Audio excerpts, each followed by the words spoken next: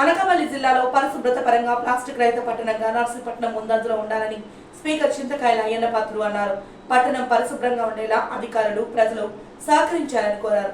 నర్సీపట్నంలో స్వర్ణాంధ్ర స్వచ్ఛాంధ్ర కార్యక్రమంలో స్పీకర్ అయ్యన్న పాత్రుడు పాల్గొన్నారు. అనంతరం పరిశుభ్రత పాటించాలని అందరితో ప్రమాణం చేయించారు. ఎన్టీఆర్ స్టేడియం వద్ద ఏర్పాటు చేసిన పర్యావరణ రహిత స్టాండ్లను స్పీకర్ ప్రారంభించి సందర్శించారు. ఈ సందర్భంగా స్పీకర్ చింతకాయల అయ్యన్న పాత్రుడు మాట్లాడుతూ మున్సిపాలిటీ పారిశుద్ధ్యాన్ని గత ప్రభుత్వం గాలికి వదిలేసిందని, కంపోస్ట్ యార్డ్లో చెత్త తరలించకపోవడం వల్ల ఉత్తర వాహినిలోకి కలుషిత నీరు చేరిందని తెలిపారు. కూటమి ప్రభుత్వం అధికారంలోకి వచ్చిన 8 నెలల్లో నర్సీపట్నం పూర్వ వైభవం కోసం ప్రత్యేక చర్యలు తీసుకున్నామని తెలిపారు. 1750 వీధి లైట్లు మార్చి వార్డుల్లో 700 కొత్త వీధి లైట్లు ఏర్పాటు చేసినట్టు వివరించారు. కంపోస్ట్ యార్డ్లో పేరుకుపోయిన 400 టన్నుల చెత్తను జిందాల్ విద్యుత్ ప్లాంట్కు తరలించామని, మున్ముందు మరింత పరిశుభ్రతను పాటించేందుకు ప్రజలు సహకరించాలని కోరారు.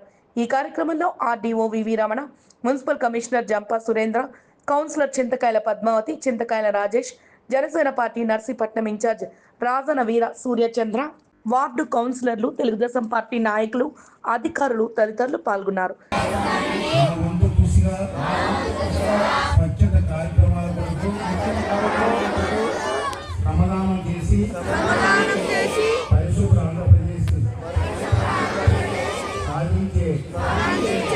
సంకల్పానికి కట్టుబడి ఉంటానని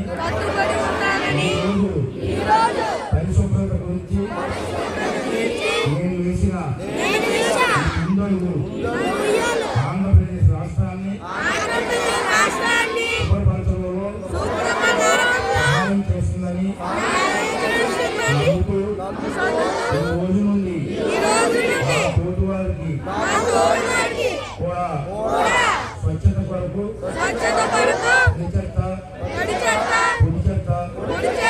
నీరు చేయడంపై అవగాహన కల్పించడానికి ప్రయత్నిస్తానని ఆంధ్రప్రదేశ్ను స్వచ్ఛ ఆంధ్రప్రదేశ్గా నర్సీపట్నాన్ని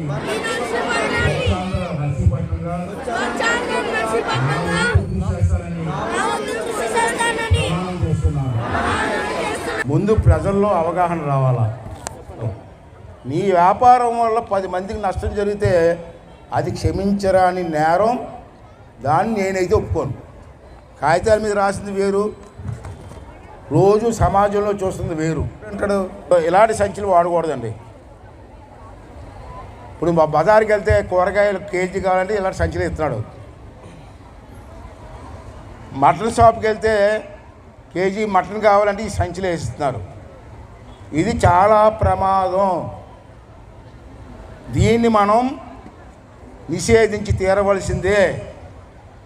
అంటే ఇక్కడ వ్యాపారస్తులందరినీ కోరుకున్నాను. ప్రభుత్వం ఆల్రెడీ నిషేధ ఆజ్ఞలు ఇచ్చింది.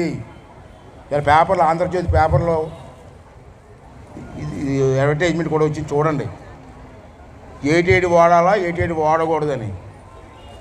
ఈ సంచి వాడి మీరంతా రోజుకి అయితే 1-2 గంటలు ఈ సంచి వాడిన తర్వాత ఏం చేస్తారు? మీరు బయట పడిస్తారు. మీరు వాడిది సంచిని 2 గంటలు మాత్రమే, కానీ భూమిలో కరిగేది ఎన్ని సంవత్సరాలు అండి? 120 సంవత్సరాలకు కూడా ఇది కరగదు. భూమిలో అలాగే ఉంటుంది. ఇలాగ నర్సీపట్నంలో ఇలాంటి సంచులు రోజుకి ఎన్ని పారేస్తున్నారు మీరు? ఆంధ్ర రాష్ట్రం మొత్తం మీద ఎన్ని పారేస్తున్నారు? భారతదేశం మొత్తం మీద ఎన్ని సంచులు పారేస్తున్నారు? ఇవన్నీ భూమిలోకి వెళ్ళిన తర్వాత 120 సంవత్సరాలు కరగదు. ఎలాగ ఉంటుంది? కమిషనర్ గారు, మీరు 4 షాపులు పెడిసి ఉపన్యాసాలు ఇవ్వడం కాదు. నేను కొన్ని సూత్రాలు చెప్తే రాసుకోండి. ఇక్కడ నర్సీపట్నంలో ఇటువంటి సంచులు వాడే షాపులు ఎన్ని ఉన్నాయో రాసుకోండి. ముందు వాళ్ళందరికీ కూడా మున్సిపాలిటీ నోటీస్ ఇవ్వండి.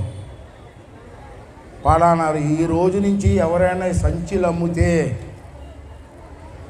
మీ మీద కేసు తీసుకుంటాం. అవసరమైతే మీ షాపు లైసెన్స్ కూడా క్యాన్సిల్ చేస్తాం. ప్రజల ఆరోగ్యం ముఖ్యమా, మీ వ్యాపారం ముఖ్యమా?